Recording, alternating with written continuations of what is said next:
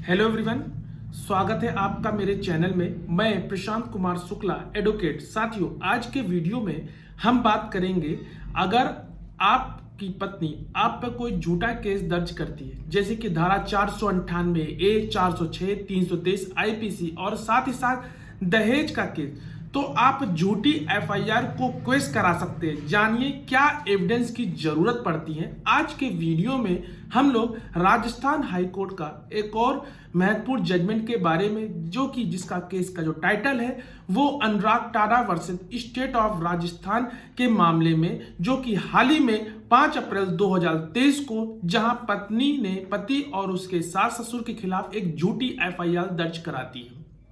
धारा 498 ए, 406 और 323 और साथ ही साथ दहेज का आरोप भी लगाती है, जहां ऑनरेबल हाई कोर्ट ने सास ससुर की ओर एक फैसला सुनाते हुए सास ससुर के खिलाफ के ऊपर कोई भी अपराध नहीं बनता है तथा एफआईआर को क्वेश कर दिया गया, और हस्बैंड की ओर के ऊपर नो केस मेड आउट का जो एफआईआर का जो क्वेश करने की जो पिटीशन थी उसको डिसमिस कर दिया जाता है। साथ ही साथ जो स्टे पिटीशन की जो मांग भी की थी उसको भी डिसमिस कर दिया गया।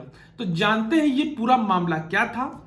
और अगर आप मेरे पहले मेरे चैनल को जरूर सब्सक्राइब कीजिए, जिससे कि वीडियो का सबसे पहला नोटिफिकेशन आपको देखने को मिले।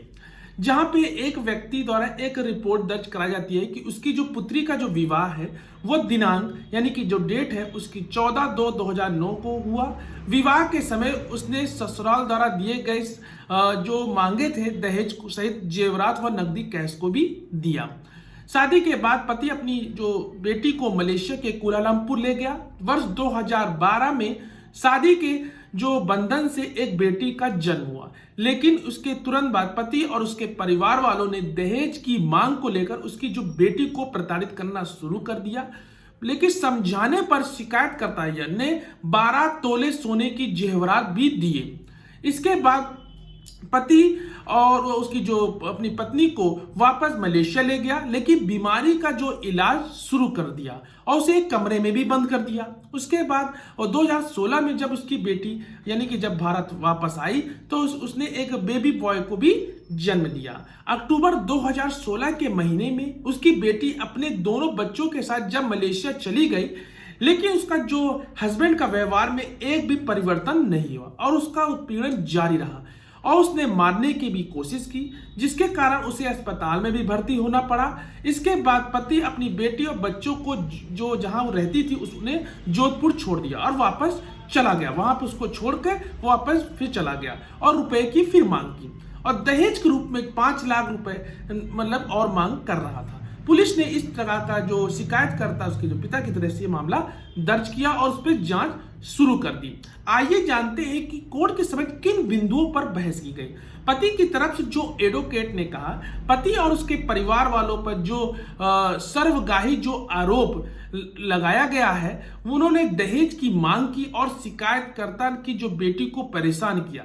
कोर्ट के समक्ष यह भी बात रखी गई कि जो कपल की शादी 2009 में हुई थी, उसके बाद पति ने पत्नी को मलेशिया ले गया, लेकिन वहां ये लोग बड़ी खुशी से एक खुशी जिंदगी बिता रहे थे मलेशिया में रहते हुए। पति की तरफ से एडवोकेट ने यह भी कहा जो भी शादी के समय दहेज दिया था वह यानी कि अपोजिट पार्टी यानी कि परिवादी की जो बेटी उनके पास है।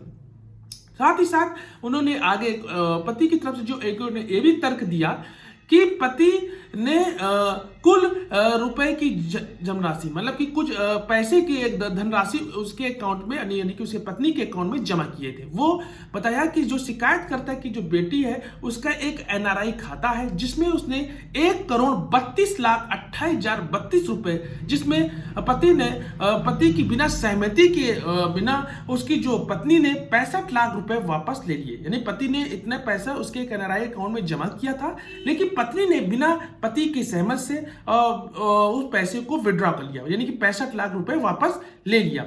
और कोर्ट के समय ये भी बात इंपॉर्टेंट बात रखा पति की तरफ के एडवोकेट ने कि जो दहेज की मांग का कोई सवाल ही नहीं बनता, क्योंकि पति ने ऑलरेडी इतना पैसा एनआरआई अकाउंट में खोला था, उसमें पैसा जमा किया था और पत्नी ने 65 लाख रुपए पहले ही से निकाल लिया था। तो शिकायतकर्ता ने केवल याचिकाकर्ता पर दबाव बनाने के जो उद्देश्य होते हैं उसी याचिकाकर्ता को खिलाफ एक झूठी एफआईआर दर्ज कराई।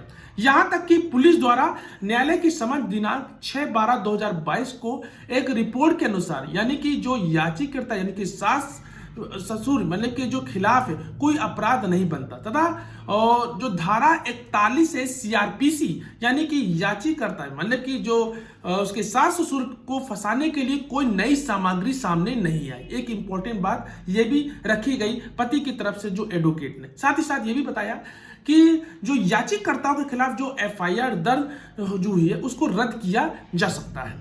उसके बाद जो अपोजिट पार्टी की तरफ से एडवोकेट ने क्या बात रखी वो जानते हैं। वो अपोजिट की तरफ से एडवोकेट ने ये बात रखी जो एफआईआर में जो याचिकाकर्ता के खिलाफ जो उत्पीड़न और जो दहेज की मांग के संबंध में जो आरोप लगाए गए हैं वो एकदम सही है। एफआईआर को रद्द करने के लिए कोई उत्तरदायी नहीं है। तो ये इंपॉर्टेंट बात अपोजिट पार्टी के जो एडवोकेट ने वो रखी। अब इन सब बातों को देखते हुए ऑनरेबल राजस्थान हाई कोर्ट ने जो फैसला सुनाया ये सुनाया कि सबूतों और गवाहों के बयान के आधार पर कोर्ट की जो राय थी कि जो एफआईआर है जो कि महिला पुलिस स्टेशन में जो जोधपुर में यानी कि सास ससुर के उस पे आधार पर जो दर्ज कराई गई वो क्या है वो क्वेश्चन करने लायक है, उसे निरस्त कर दिया जाता है, उसको निरस्त करने योग्य है। और जहां जो पति का जो संबंध है उसको निरस्त नहीं किया यानी कि उसको क्वेश्चन का कोई मामला नहीं है। साथ ही साथ ये भी हुआ कि पति द्वारा पत्नी द्वारा गए उत्पीड़न और क्रूरता का एक उल्लेख होता है। इसके आधार पर जो पिटीशन थी उसको स्वीकार कर ली जाती है और सास ससुर के ऊपर जो एफआईआर दर्ज उसको क्वेश्चन कर दिया जाता है। लेकिन पति के ऊपर जो एफआईआर थी जो क्वेश्चन की मांग कर रहा था उसको question honourable Rajasthan high court नहीं करता है और साथ ही साथ जो स्टे याचिका को भी खारिज कर देता है। तो आपको सबसे इंपॉर्टेंट चीज ध्यान रखना है कि आपने क्या क्या एविडेंस कोर्ट की समझ आपके जो एडवोकेट वो प्रस्तुत कर रहे हैं। तो आशा करते हैं ये वीडियो आपको अच्छा लगा होगा। अगर आपके मन में कोई भी सुझाव है और तो आप हमारे दिए गए कमेंट बॉक्स में हमसे पूछ सकते हैं या हमारे दिए गए व्हाट्सएप नंबर पे हमसे संपर्क कर सकते हैं। केस के रिगार्डिंग अगर कोई आपको क्वेरी है तो हम हमसे कॉल में से भी बात कर सकते हैं। तो आशा करते हैं वीडियो आपको अच्छा लगा। तब तक के लिए मिलते हैं नेक्स्ट वीडियो में, तब तक के लिए धन्यवाद।